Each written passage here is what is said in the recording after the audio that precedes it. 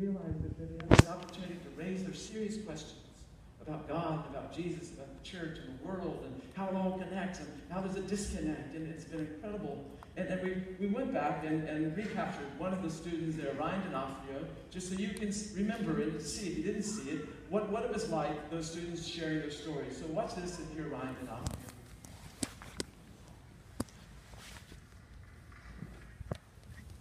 Good morning, I'm Ryan D'Onofrio.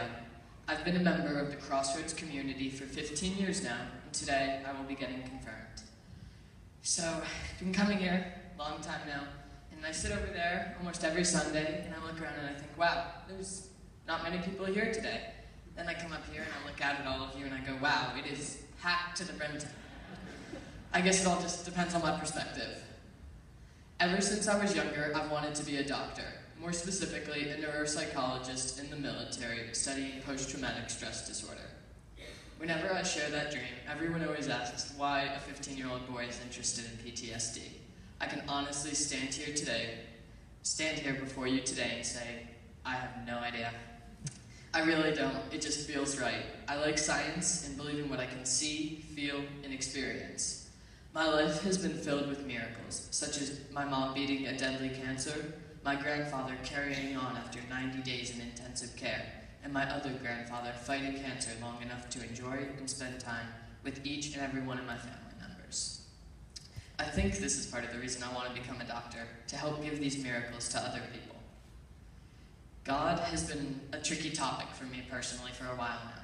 I want to believe that there is a great man in the sky who loves me unconditionally, but sometimes I just can't seem to quite come to peace with it. I have been occasionally stuck going through the motions, praying infrequently and honestly, reluctantly coming to church on Sundays. I wrestled with big questions like many of us do.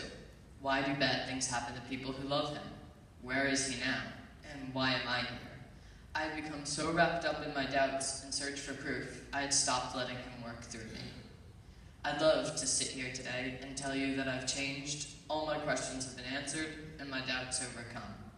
I can't exactly do that, but what I can say though is that the confirmation process has reopened my eyes to something I had shut the door on. I'm no longer sitting around waiting for him to come down from heaven or appear in a burning bush and tell me what I'm supposed to do. Instead, I'm changing my perspective and searching for God inside myself and working towards observing him in the beauty of nature or the love of my family. I found a quote I like by John Lubbock that summarizes this slight shift in my view. What we do see depends mainly on what we look for. In the same field, the farmer will notice the crop, the geologists, the fossils, botanists, the flowers, artists, the coloring, sportsmen, the cover for the game. Though we may all look at the same things, it does not all follow that we should see them. Is everything perfect? No. But I am restarting my relationship with him and reaching out and learning to readjust my perspective. I believe that is the true point of today. Today is the beginning of me allowing him back into my soul and reforming my own unique relationship with God. Thank you. Does this guy look familiar?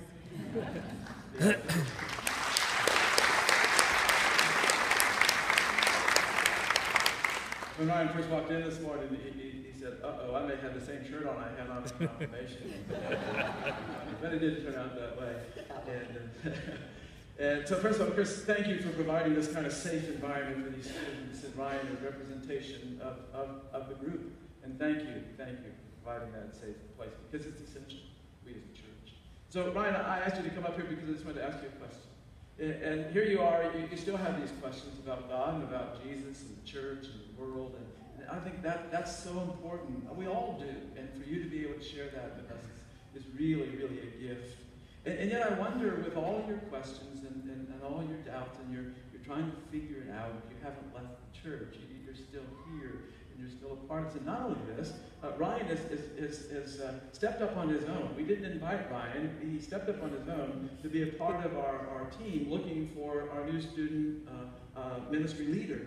And so my question is this, with your questions, your doubts, and all that, why do you stay connected, and why did you want to help be a leader? I think that the reason I stay connected and continue to come back each Sunday and continue to pray and continue to search for God is that the church has given me a place where I'm not just getting a standard answer. I'm not asking these questions and getting a simple answer back. Instead, the church has given me sort of a place with other like-minded people, especially amongst the student ministry and teens, to initiate this dialogue and ask these questions and see how other people feel and maybe give me a different spin. I may not always agree with their answers, and sometimes I do, but it's always nice to hear other perspectives and have a church that gives me this dialogue and doesn't just say, here's the answer, take it or leave it. Instead, it's how I want to take it. Yeah, wow, thank you for that.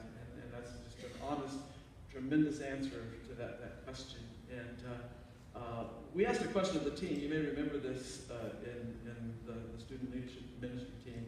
And the question was this: what role should student ministry play in the life of your own families? We wanted to hear from the students how they saw this connection of student and family might be. And here's some of the responses they gave. These are the student responses to this question. How might we connect families and students? And here's what they said. We need to equip kids on how to have conversations with each other and parents. We need to help one another know how to have these conversations because they're tough.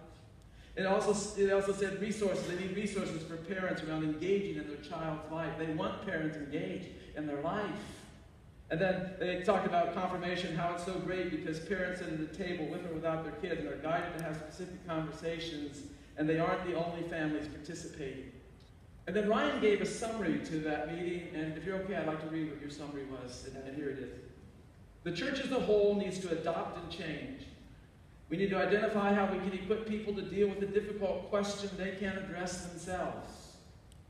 I think possibly reminding people and encouraging the traditions, such as sacraments, might be a good change. I also took away in our next youth leader, we need a leader who equips kids for dealing with other kids and letting these kids become those adults we want to see in the church. Isn't that a beautiful response? And that's what we're about. And Chris, thank you. Thank you for that leadership.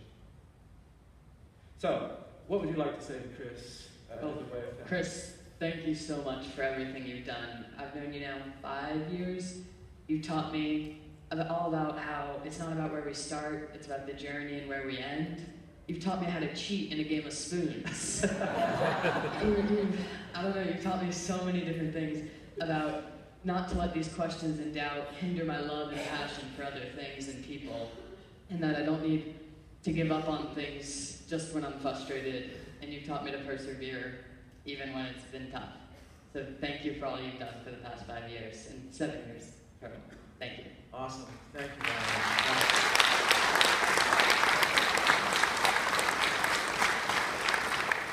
So Chris, this is your moment. We invite you to come up and share some words with us.